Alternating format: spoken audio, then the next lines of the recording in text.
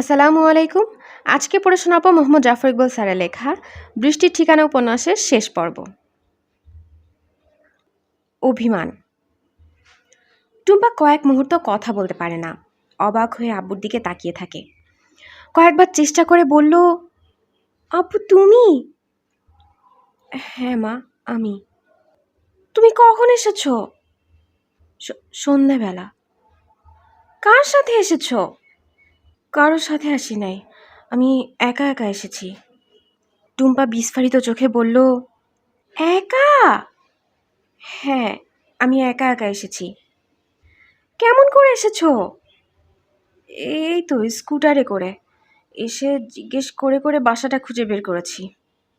কিন্তু কিন্তু টুম্পা কথা বলতে পারে না। কিন্তু কি?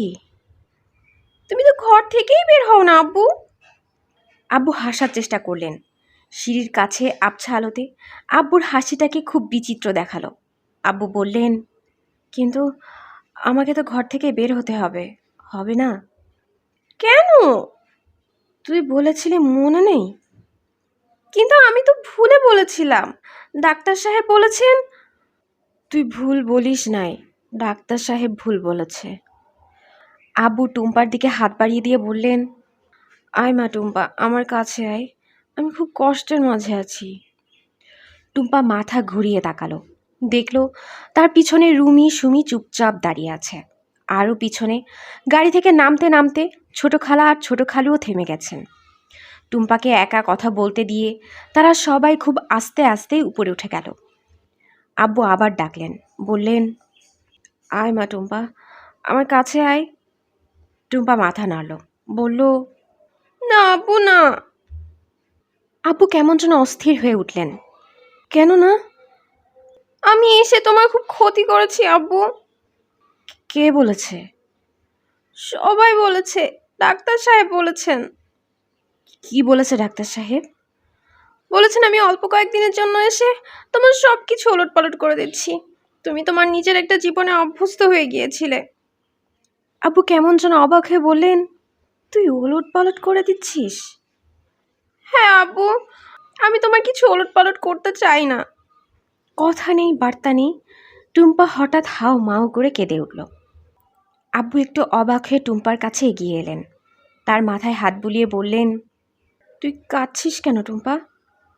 ডাক্তার সাহেব বলেছেন তুমি আমাকে দেখে ভয় পাও, আমাকে তোমার কাছে যেতে না করেছেন। আমি গেলে তোমার ক্ষতি হবে। আব্বু আস্তে আস্তে বললেন, শোন টুম্পা, আমি অসুস্থ হতে পারি, আমি কিন্তু বোকা না। আমি সব বুঝি, কখনো কখনো ভুল জিনিস বুঝি, যেটা বোঝার কথা না সেটা বুঝি, কিন্তু আমি বুঝি। সবাই আমাকে বুঝিয়েছে আমাকে ঘরের ভেতরে বসে থাকতে হবে, ভয় পেয়ে দরজা বন্ধ করে বসে থাকতে হবে, কারণ আমি বাইরে যেতে পারবো না, কিছুতেই বাইরে যেতে পারবো না। আর তুই আমাকে কি বলেছিস টুম্পা? তুই বলেছিস আমাকে বাইরে যেতে হবে, আমার ভয়টাকে নিয়ে বাঁচা শিখতে হবে। আমি বসে বসে ভেবেছি, ভেবে ভেবে কি বুঝেছি জানিস? কি আব্বু? ডাক্তারদের কথা ভুল, তোর কথা সত্যি। আমি চোখ খুললেই দেখি আমার চারপাশে কত কি ভয়ের জিনিস, কিন্তু আমি জানি সেগুলো মিথ্যা। কেন মিথ্যা জানিস? কেন আব্বু? কারণ তুই বলেছিস এসব মিথ্যা। এতদিন আমি কারও একটা কথা বিশ্বাস করি নাই, কিন্তু আমি তোর সব কথা বিশ্বাস করেছি। টুম্পা চোখ মুছে বলল, তুমি আমাকে ভয় পাও না আব্বু? ছি মা, নিজের মেয়েকে কেউ ভয় পায়? তুই আয়, আয় আমার কাছে আয়। টুম্পা মাথা নাড়ল, বলল, না আব্বু, ডাক্তার সাহেব বলেছেন আমি যেন তোমার কাছে না যাই, আমি গেলে তোমার ক্ষতি হবে। আব্বু কেমন জানি আহত গলায় বললেন, তুই আমার কাছে আসবি না? আমি আসতে চাই আব্বু, কিন্তু আমি জানি আমি যদি আসি তোমার ক্ষতি হবে। আমি যখন চলে যাব তখন তোমার অসুখটা অনেক বেড়ে যাবে, তখন তোমার অনেক কষ্ট হবে, কিন্তু কেউ তোমাকে দেখার জন্য থাকবে না। তুমি একলা একলা কষ্ট পাবে, অনেক বেশি কষ্ট পাবে। টুম্পা কথা শেষ করার আগে আবার ভিউ ভিউ করে কেঁদে ফেলল। আব্বু আস্তে আস্তে বলল, তুই তাহলে আমার কাছে আসবি না? না। আব্বু তখন আস্তে আস্তে সিঁড়ির উপর বসে গেলেন। 2 হাত দিয়ে মুখ ঢেকে কিছুক্ষণ বসে রইলেন। তারপর মুখটা তুলে দুর্বলভাবে হাসলেন। বললেন, তুই যাবি মনে করে আমি আজকে আমার বাসাটা পরিষ্কার করেছিলাম। আমি দোকান থেকে তোর জন্য চিকেন বার্গার কিনে এনেছিলাম। টুম্পা ভাঙা ভাঙা গলায় বলল, আই অ্যাম সরি আব্বু, I am very very sorry. তোর জন্য একটা সারপ্রাইজ ছিল। কি সারপ্রাইজ? মনে আছে তুই আমাকে ছবি আঁকতে বলেছিলি? আমি ছবি আঁকতে পারছিলাম না। হ্যাঁ, আমি শেষ পর্যন্ত ছবি এঁকেছি। সত্যি? সত্যি আব্বু? আব্বু একটু হাসার চেষ্টা করলেন। বললেন, সত্যি। অনেক দিন পর ছবি আঁকলাম তো, তাই অনেক সময় লেগেছে, কিন্তু মনে হয় শেষ পর্যন্ত যেটা আঁকতে চেয়েছিলাম সেটা আঁকতে পেরেছি। তোকে দেখিয়ে আমি অবাক করে দিতে চেয়েছিলাম। আব্বু একটু অপেক্ষা করে বললেন, টুম্পা মা আমার, তুই সত্যিই যাবি না আমার সাথে? টুম্পা আর পারল না। আব্বুর উপর ঝাঁপিয়ে পড়ে হাও মাও করে কাঁদতে লাগলো। বলল, যাবো আব্বু, যাবো যাবো। সিঁড়ির উপরে ছোট খালা দাঁড়িয়েছিলেন। নিচু গলায় ডাকলেন, টুম্পা। জি ছোট খালা। যাওয়ার আগে তোর আব্বুকে একটু উপরে নিয়ে আয়, আমরা সবাই একটু গল্প গুজব করি। টুম্পা উঠে দাঁড়িয়ে আব্বুর হাত ধরে বলল, চলো আব্বু। এক মুহূর্তের জন্য আব্বুর মুখে এক ধরনের অস্বস্তির ছাপ ফুটে ওঠে। আব্বু জোর করে সেটা সরিয়ে ফেলে বললেন, চল। টুম্পা আব্বুর আঁকা ছবিটার দিকে হকচকিতের মতো তাকিয়ে রইল। তার মনে হতে লাগলো তার বুঝি নিঃশ্বাস বন্ধ হয়ে যাবে। আমেরিকার কত আর্ট গ্যালারিতে গিয়ে সে কত অসাধারণ পেইন্টিং দেখেছে, কিন্তু এই ছবিটার মতো কোনো ছবি কি তাকে এরকম অভিভূত করেছে? ছবিটার দিকে তাকালেই সে বুঝতে পারে এর মাঝে একটা মানুষের বিচিত্র একটা ভাবনার জগৎ লুকিয়ে আছে, যে জগৎটার খোঁজ অন্য কেউ কোনোদিন পাবে না। ছবিটার মাঝে এক ধরনের বিস্বাদ লুকিয়ে আছে। কী জন্যে লুকিয়ে আছে সে বুঝতে পারে না, শুধু অনুভব করতে পারে। টুম্পা আব্বুর হাত ধরে বলল, আব্বু তুমি এত সুন্দর ছবি আঁকতে পারো? আব্বু বাচ্চা ছেলের মতো খুশি হয়ে উঠলেন। বললেন, ভালো লেগেছে তোর? অসম্ভব ভালো লেগেছে আব্বু, অসম্ভব ভালো। তুমি পৃথিবীর সবচেয়ে বড় আর্টিস্ট। ধুর বোকা মেয়ে। আমি বোকা না আব্বু, আমি ভালো ছবি আর খারাপ ছবি বুঝি। পৃথিবীতে বিখ্যাত ছবি আছে আর ভালো ছবি আছে। সব বিখ্যাত ছবি ভালো না, আর সব ভালো ছবি বিখ্যাত না। তোমার এইটা ভালো ছবি আব্বু, অসম্ভব ভালো ছবি। আব্বু আবার বললেন, ধুর বোকা মেয়ে। আব্বু তুমি আর ছবি আঁকবে না? আঁকবো। আঁকো আব্বু, আমি দেখি তুমি কেমন করে আঁকো। তুই দেখবি? টুম্পা মাথা নাড়ল, বলল, হ্যাঁ আব্বু।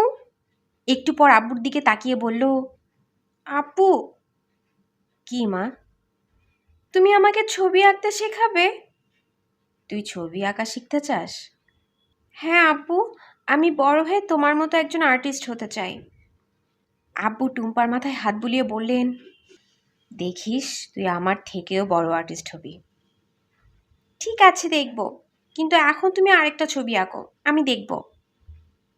আব্বু তখন ইজেলে একটা ক্যানভাস বসিয়ে আরেকটা ছবি আঁকতে শুরু করলেন। টুম্পা হতবাক হয়ে তাকিয়ে থাকে। আব্বুর হাতের ছোঁয়ায় সাদা ক্যানভাসটি কি অপূর্ব একটা ছবি হয়ে উঠতে থাকে। টুম্পার কাছে মনে হয় কেউ যেন তার হাত ধরে একটা স্বপ্নের জগতে নিয়ে যাচ্ছে। যতই সামনে যাচ্ছে ততই সেটা রূপকথার জগতের মতো তার সামনে খুলে যাচ্ছে। ছবিটা শেষ করে আব্বু আরেকটা ছবি আঁকলেন, তারপর আরেকটা, তারপর আরেকটা, তারপর আঁকতেই থাকলেন।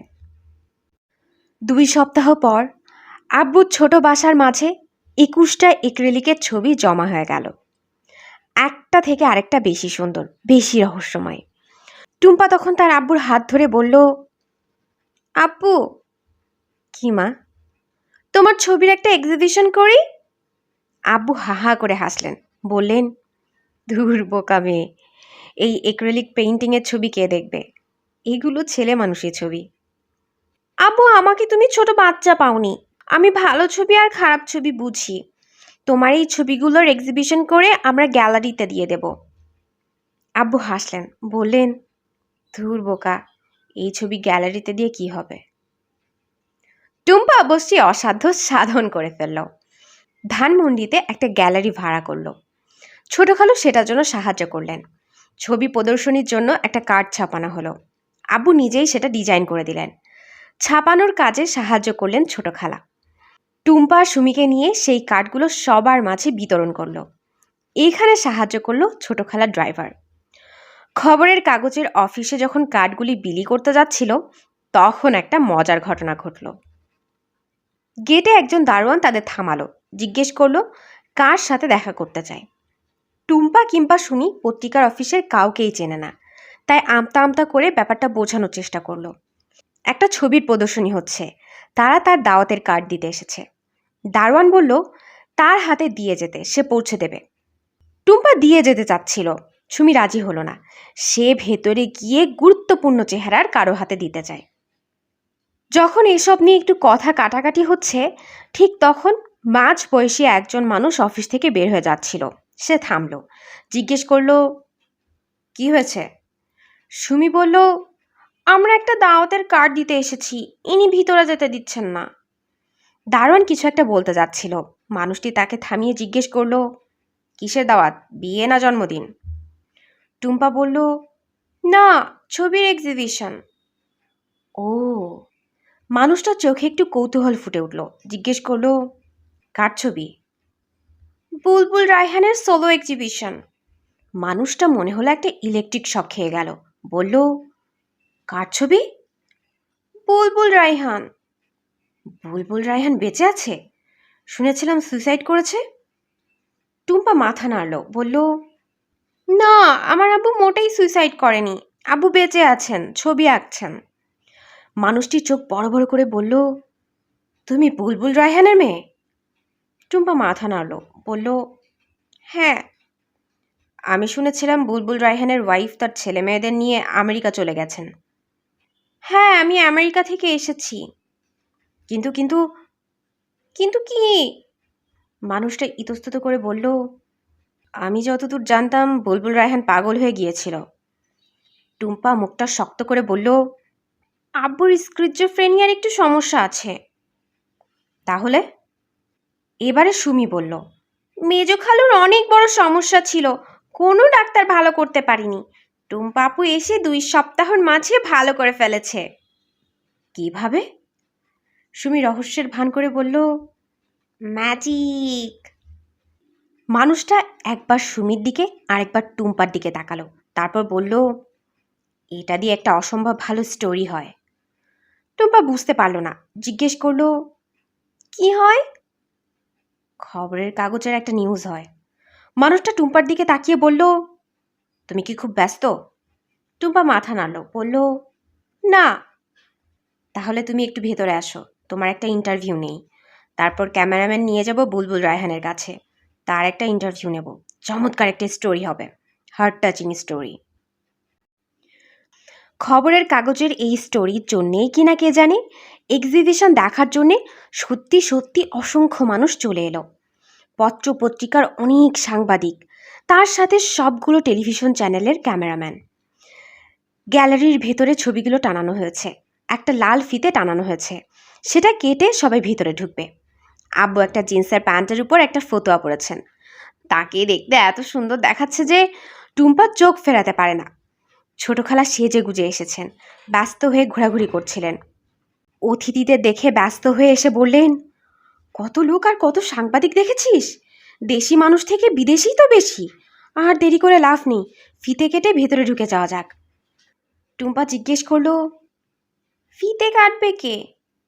ছোট খালা মাথা চুলকে বললেন, একজন প্রধান অতিথি বানানো উচিত ছিল। প্রধান অতিথি সবসময় ফিতে কাটে। বানাও নাই? না, ভুলে গেছি। সুমি বলল, তাহলে কি হবে? টুম্পা বলল, আমার মাথায় একটা বুদ্ধি এসেছে। কি বুদ্ধি? তুমি আমাদের প্রধান অতিথি, তুমিই ফিতে কাটবে। ছোট খালার চোখ কপালে তুলে বললেন, ধুর গাধা, আমি ফিতে কাটবো কেমন করে? কিন্তু ততক্ষণে দেরি হয়ে গেছে। টুম্পা সবার সামনে গিয়ে প্রথমে বাংলায়, তারপর ইংরেজিতে ঘোষণা করে দিয়েছে যে ছোট খালা ফিতে কেটে প্রদর্শনীর উদ্ভাবন করবেন। ছোট খালা এত সাংবাদিক, এত টেলিভিশন ক্যামেরার সামনে লজ্জায় লাল নীল বেগুনি হয়ে ফিতে কাটলেন। সবাই গ্যালারির ভেতরে ঢুকে যাচ্ছিল। টেলিভিশনের ক্যামেরা কাঁধে একজন সবাইকে থামালো, বলল, শিল্পী কিছু বলবেন না? আব্বু বললেন, না, আমি কিছু বলবো না। একজন সাংবাদিক বলল, না না, শিল্পীকে কিছু বলতে হবে, সব সময় বলেন কিছু একটা। আব্বু বললেন, কি বলবো? কেমন করে ছবি আঁকলেন এইসব? আব্বুকে প্রথমে একটু অসহায় দেখায়, কিন্তু বেশ তাড়াতাড়ি নিজেকে সামলে নিলেন। হাত দিয়ে মাথার চুলকে সোজা করতে করতে বললেন, আসলে আজকে এখানে এই সোলো এক্সিবিশন হওয়ার কথা ছিল না। আমি আসলে একজন অসুস্থ মানুষ। আপনারা আপনাদের চারপাশে যা কিছু দেখেন, আমি সেগুলো দেখি না। আমি অন্য কিছু দেখি। সেগুলো ভয়ের, সেগুলো দুঃখের, এবং মাঝে মাঝে সেগুলো আতঙ্কের। সেই ভয় থেকে বাঁচার জন্য আমি একটা অন্ধকার ঘরে লুকিয়ে থাকতাম। সেই ভয় থেকে মুক্তি পেতাম না। কিন্তু আমি ভাবতাম আমার আর কিছুই করার নেই। তখন আমার মেয়ে এসে আমাকে উদ্ধার করেছে। বড় বড় ডাক্তারেরা যেটা পারেননি, সেটা আমার মেয়ে করতে পেরেছে। সেই ভয়টাকে মেনে নিয়ে আমাকে বেঁচে থাকতে শিখিয়েছে, আবার নতুন করে ছবি আঁকতে শিখিয়েছে। তাই এই সোলো এক্সিবিশনটা আসলে আমার নয়, এটি আমার মেয়ে টুম্পার। এই গ্যালারির দেয়ালে টানানো এগুলো ছবি নয়, এগুলো আসলে আমার মেয়ের জন্য আমার ভালোবাসা, আর কিছু নয়। আব্বুর কথা শুনে টুম্পার চোখে পানি এসে গেল। অনেকগুলো টেলিভিশন ক্যামেরা তার দিকে তাক করেছিল বলে সে তার চোখ মুছতে পারল না। ঘণ্টা খানেক পর ছোট খালা খুব ব্যস্ত হয়ে টুম্পার কাছে এলেন, বললেন, সর্বনাশ হয়েছে। টুম্পা ভয় পেয়ে বলল, কি হয়েছে? বিদেশিগুলো ছবি কিনতে চাইছে, আমরা তো দাম বসাইনি, আমাকে দাম জিজ্ঞেস করছে। তুমি কত বলেছ? আমি কিছু বলার আগেই বলল $1000 করে দেবে, 5টা কিনবে। কি মনে হয় তোর? টুম্পা হাসল, বলল, আমি জানি না, তুমি ছোট খালুর সাথে কথা বলে ঠিক করো। সেইটাই ভালো। ছোট খালা ভিড়ের মাঝে অদৃশ্য হয়ে গেলেন। টুম্পা তার আব্বুকে খুঁজে বের করার জন্য এদিক সেদিক তাকালো। তার এই আব্বুটিকে সে আবিষ্কার করেছে। সে একা, আর কেউ নয়। এই আব্বুটিও এখন শুধু তার একার, আর কারো নয়। বৃষ্টি। ছোট খালা বললেন, টুম্পা তোর ফোন, তোর আম্মু আমেরিকা থেকে। টুম্পা অনেকগুলো খবরের কাগজ নিয়ে বসেছিল। আব্বুর এক্সিবিশন নিয়ে যে খবরগুলো বের হয়েছে সেগুলো সে কেটে কেটে রাখছে। কাঁচিটা রেখে সে টেলিফোন ধরতে গেল, কানে লাগিয়ে বলল, হ্যালো। অন্য পাশ থেকে আম্মুর গলা না শুনে সে শুনল লিটনের গলা। চিৎকার করে বলছে, আপু, তোমাকে আমরা টেলিভিশনে দেখেছি। তাই নাকি? হ্যাঁ আপু, তুমি কথা বলছো, অনেক মানুষ সেখানে, কি সুন্দর। ইস আপু, তুমি আমাকে নিয়ে গেলে না কেন? পরের বার তোকে নিয়ে আসবো আমি, দেখবি কি মজা হবে। এখানে যা মজার বৃষ্টি হয়, তুই না দেখলে বিশ্বাস করবি না। আমাদের এখানেও বৃষ্টি হয়েছে আপু। লিটন এরপর সেখানকার অনেক খুঁটিনাটি খবর দিতে শুরু করলো। লিটনের কথা সহজে শেষ হতো বলে মনে হয় না। মাঝখানে আম্মু টেলিফোনটা নিয়ে টুম্পার সাথে কথা বলতে শুরু করলেন। টুম্পা, তোর কি খবর? ভালো আম্মু। তোকে আমরা টেলিভিশনে দেখেছি, আমি জানতাম না তুই তোর আব্বুকে খুঁজে পেয়েছিস। হ্যাঁ আম্মু। আমাকে তো বলিসনি। কিভাবে বলবো বুঝতে পারছিলাম না, অনেক কিছু হয়েছে এখানে, তাই ঠিক করেছিলাম এসে বলবো। তোমরা যে টেলিভিশনে দেখে ফেলবে বুঝিনি আম্মু। হ্যাঁ, আজকাল সব দেখা যায়। আম্মু একটু অপেক্ষা করে বললেন, কেমন আছে বুলবুল? টেলিভিশনে তো ভালোই দেখলাম। এখন ভালোই আছেন। প্রথম যখন খুঁজে পেয়েছিলাম তখন খুব ভয়ঙ্কর অবস্থা ছিল। তুমি চিন্তা করতে পারবে না। আম্মু বললেন, আমি জানি। আসলে আসলে কি, মানুষটাকে ছেড়ে চলে আসা ঠিক হয়নি।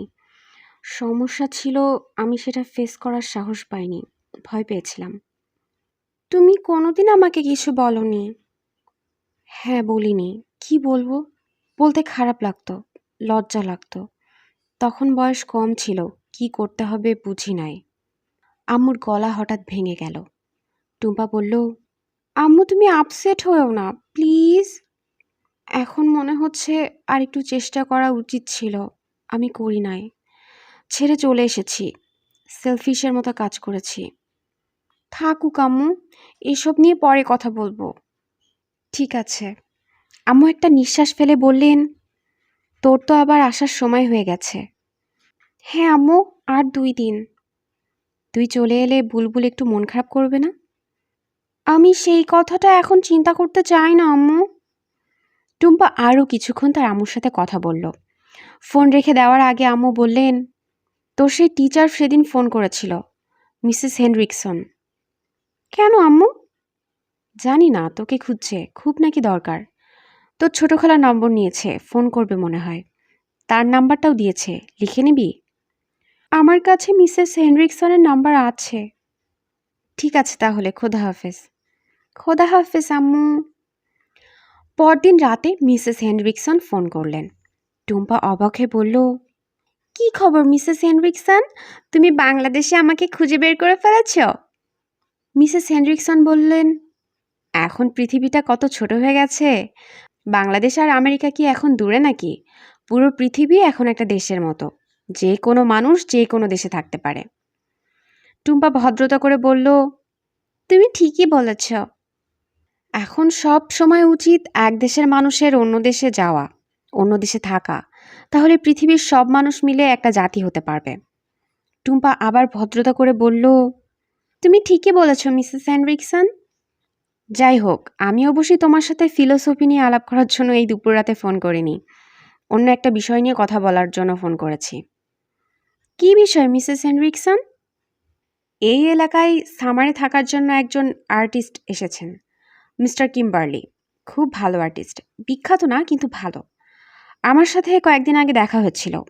যারা ছবি আঁকতে পছন্দ করে তাদেরকে সময় দিতে রাজি হয়েছেন। নানা রকম টেকনিক শেখাবেন। সত্যিকারের আর্টিস্ট কেমন করে আঁকে, কেমন করে চিন্তা করে, এই সব। টুম্পা খুক খুক করে হেসে বলল, মিসেস হেনরিকসন তুমি বিশ্বাস করবে না এখানে কি হয়েছে।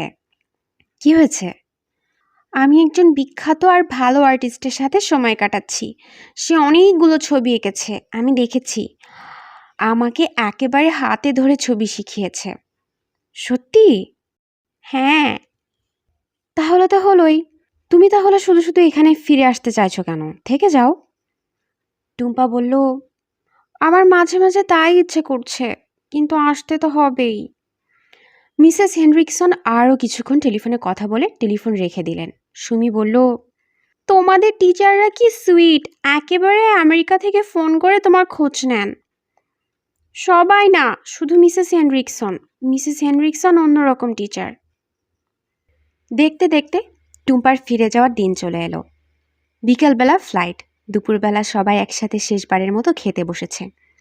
ছোট খালা বললেন, আজকে দুপুরে তুই তোর বাবার সাথে থাকলেই পারতি। কয়েকদিন তো ছিলামই। আজকের দিনটা আমি তোমাদের সাথে কাটাতে চাইছিলাম। ছোট খালা বললেন, তুই এসে শুধু কষ্টই করে গেলি, তোকে ভালো মন্দ কিছু খাওয়াতেও পারলাম না। কি বলো ছোট খালা, আমি এসেছিলাম শুকনা পাতলা, ফিরে যাচ্ছি নাদুস নুদুস গোলগাল। পাসপোর্টের ছবির সাথে মিলবে না, ইমিগ্রেশনে না আটকে দেয়। সুমি বলল, তাহলে তো ভালোই হয়, তোমাকে আর কোনোদিন যেতে হবে না, তুমি এখানে থেকে যাবে। আমারও যেতে ইচ্ছে করছে না। রুমি বলল, তুমি আবার কবে আসবে?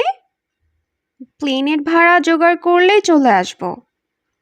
ছোট খালা মাথা নাড়লেন, বললেন, হ্যাঁ, সবাইকে নিয়ে চলে আসবি। অনেক দিন তোর মাকে দেখি না, বাচ্চাটাকে তো দেখিই নাই।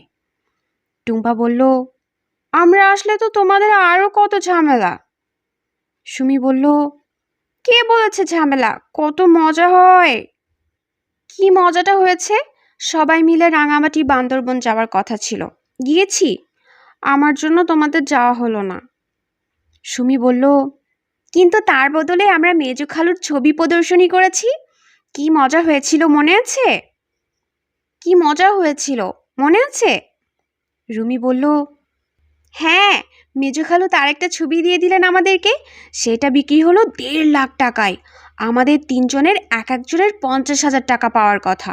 আম্মুর জন্য সেটা পেলাম না, এক একজন পেলাম মাত্র 500 টাকা। এত ছোট বাচ্চা এত টাকা দিয়ে কী করবি?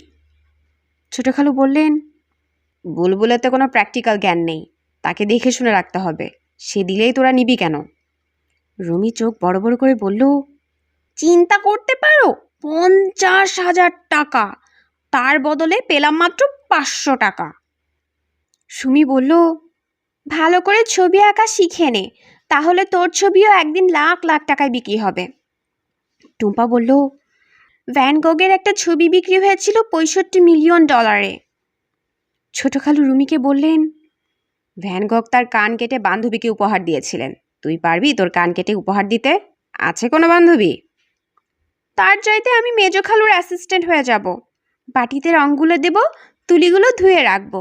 মেজো খালু খুশি হয়ে মাঝে মাঝে আমাকে একটা ছবি দিয়ে দেবেন। আমি সেটা বিক্রি করেই বড়লোক হয়ে যাব।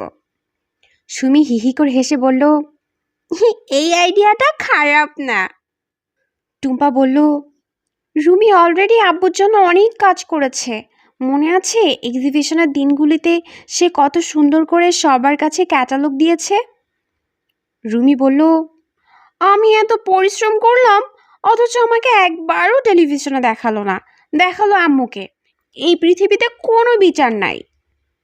সুমি বলল, আরে গাধা, সেদিন আম্মু ছিল চিফ গেস্ট। চিফ গেস্টকে দেখাবে না তো কি তোকে দেখাবে? ছোট খালু বললেন, তোদের আম্মু পরিশ্রম করে নাই কে বলেছে? অনেক পরিশ্রম করেছে। সুমি আর রুমি একসাথে প্রতিবাদ করলো, কি পরিশ্রম করেছে আম্মু? কত পরিশ্রম করে সেজেছিল মনে আছে? আমাদের বিয়ের দিনও এরকম সাজ দেয় নাই। ছোট খালা প্রতিবাদ করে কিছু একটা বলতে চাইছিলেন। টুম্পা তাকে সুযোগ না দিয়ে বলল, ছোট খালাকে টেলিভিশনে কি সুন্দর লাগছিল মনে আছে? একেবারে সিনেমার নায়িকার মতন। ছোট খালু বললেন, থাক থাক, এইভাবে বলো না। এমনিতেই বাসায় থাকতে পারি না, তোমার সাথে আমাদের আমেরিকা চলে যেতে হবে। সুমি হঠাৎ করে বলল, ইস টুম্পা আপু, তুমি সত্যিই চলে যাবে? টুম্পা কিছুক্ষণ সুমির দিকে তাকিয়ে বলল, দেখো সুমি, আমি যখন যাব তখন কিন্তু নো কান্নাকাটি, সবাই হাসবে, ঠিক আছে? ঠিক আছে। তোমাদের কেউ যদি একটু মন খারাপ করো, তাহলে আমি কিন্তু একেবারে হাউমাউ করে কাঁদতে থাকবো। তখন তোমরাই বিপদে পড়ে যাবে। আমি কিন্তু খুব অল্পতেই কেটে ফেলি। ছোট খালাও মুখ কালো করে বললেন, আমিও। সুমি বলল, আমিও। ছোট খালু বললেন, মনে হচ্ছে এটা তোমাদের বংশগত সমস্যা। সুমি বলল, আব্বু, এটা সমস্যা না, এটা হচ্ছে গুণ। এর অর্থ হচ্ছে আমাদের মন খুব নরম, বুঝেছো? আব্বু বললেন, বুঝেছি। ছোট খালা হঠাৎ করে একটা লম্বা দীর্ঘশ্বাস ফেললেন এবং তখন একসাথে সবাই চুপ করে গেল। হঠাৎ করে কেউ বলার মতো আর কোনো কথা খুঁজে পেল না। সবাই অপেক্ষা করতে লাগলো যে অন্য কেউ একটা কথা বলবে, কিন্তু কেউ কিছু বলল না। সবাই চুপ করে বসে রইল। এয়ারপোর্টে ছোট খালু রুমি সুমির কাছ থেকে বিদায় নেওয়ার সময় কেউই কাঁদল না। সবাই ভান করতে লাগলো পুরো বিষয়টা একটা মজার বিষয় এবং তারা বিনা কারণে হাসতে লাগলো। ছোট খালা টুম্পাকে বুকে জড়িয়ে ধরে ঘাড়ে চুমু খেলেন। তারপর ফিসফিস করে বললেন, আমরা এখন যাই, তুই তোর আব্বুর কাছে যা, মানুষটা একা একা দাঁড়িয়ে আছে। টুম্পা বলল, ঠিক আছে ছোট খালা। সবাই চলে যাওয়া পর্যন্ত টুম্পা অপেক্ষা করলো। তারপর সে তার আব্বুর কাছে গেল। আব্বু এক কোণায় দাঁড়িয়ে অন্যমনস্কভাবে গাল ঘষছিলেন। সকালে মনে হয় শেভ করেননি, সেজন্য মুখে ছোট ছোট দাড়িতে একটা নীলচে আভা এসেছে। আব্বুর এমনিতেই চুল আঁচড়াতে মনে থাকে না, চুলগুলো এলোমেলো, একটা আধ ময়লা ফতুয়া আর রং ওঠা জিন্সের প্যান্ট পরে আছেন। তারপরেও তাকে দেখতে একটা রাজপুত্রের মতো দেখাচ্ছে। এত সুন্দর একটা মানুষকে ছেড়ে তার আম্মু কেমন করে গিয়েছিলেন? টুম্পা আব্বুর কাছে গিয়ে ডাকলো, আব্বু। আব্বু যেন একটু চমকে উঠে টুম্পার দিকে তাকালেন। টুম্পা? হ্যাঁ আব্বু। তুই তুই তাহলে সত্যিই চলে যাচ্ছিস? হ্যাঁ আব্বু। এখন মনে হচ্ছে মনে হচ্ছে কি মনে হচ্ছে আব্বু? আব্বু মাথা নাড়লেন, বললেন, না কিছু না। বলো আব্বু, কি বলতে চাচ্ছ? মনে হচ্ছে তুই না এলেই ভালো ছিল, তাহলে আমি কোনোদিন জানতামই না তুই আছিস। আমি যেরকম ছিলাম সেরকমই থাকতাম। টুম্পা মাথা নাড়ল, বলল, না আব্বু, তাহলে আমি কোনোদিন তোমাকে দেখতেই পেতাম না। কিন্তু এখন যে খুব মন খারাপ লাগছে। আমারও খুব মন খারাপ হচ্ছে, কিন্তু আব্বু তোমাকে শক্ত হতে হবে। আব্বু মাথা নাড়লেন, হ্যাঁ আমি শক্ত আছি। আমি আবার আসবো আব্বু, প্লেনের টাকা জোগাড় হলেই চলে আসবো। ও আচ্ছা। আব্বুর হঠাৎ করে কি যেন মনে পড়ল। পকেট থেকে একটা খাম বের করে টুম্পার হাতে দিলেন, বললেন, নে। এটা কি? এক্সিবিশনের ছবিগুলো থেকে যে টাকাটা এসেছে সেটা ডলারই করে দিয়েছি। তোর আর প্লেনের টাকার জন্য অপেক্ষা করতে হবে না। এইখানে কত ডলার আছে? গুনি নাই, ৫-৬ হাজার হবে। টুম্পার চোখ কপালে তুলে বলল, ৫-৬ হাজার ডলার? সর্বনাশ! এত টাকা নিয়ে যেতে দেবে না আমাকে। দেবে দেবে। আব্বু বললেন, দেবে দেবে। এটা কি তুই চুরি করে নিচ্ছিস যে নিতে দিবে না? সব কিছুর একটা নিয়ম আছে। আব্বু হাত নেড়ে পুরোটা উড়িয়ে দিয়ে বললেন, আমি কি নিয়ম ভেঙে তোকে টাকা দিচ্ছি? বাবা মেয়েকে টাকা দিতে পারবে না? এটা কোন দেশি নিয়ম? আব্বু তুমি বুঝতে পারছো না। আমি ঠিকই বুঝতে পারছি, তুই বুঝতে পারছিস না। টুম্পা হাল ছেড়ে দিয়ে বলল, ঠিক আছে, আমি ১,০০০ ডলার নিয়ে যাই, একটা টিকিটের দাম। হুম। আব্বু মাথা নাড়লেন, আমি এখানে টাকা নিয়ে কি করব? তোমাকে একটা টেলিফোন কিনতে হবে, আমি প্রতিদিন তোমার সাথে কথা বলবো। ঠিক আছে, কিনবো। আর একটা কম্পিউটার কিনবে, তার সাথে ইন্টারনেটের কানেকশন। তাহলে আমি তোমাকে দেখতে পাবো, তুমি আমাকে দেখতে পাবে। ঠিক আছে? ঠিক আছে। সেই জন্যে টাকাগুলো রাখো। আমার সেজন্য টাকা আছে। কিন্তু আব্বু। আব্বু একটু আহত গলায় বললেন, টুম্পা তুই এমন করছিস কেন?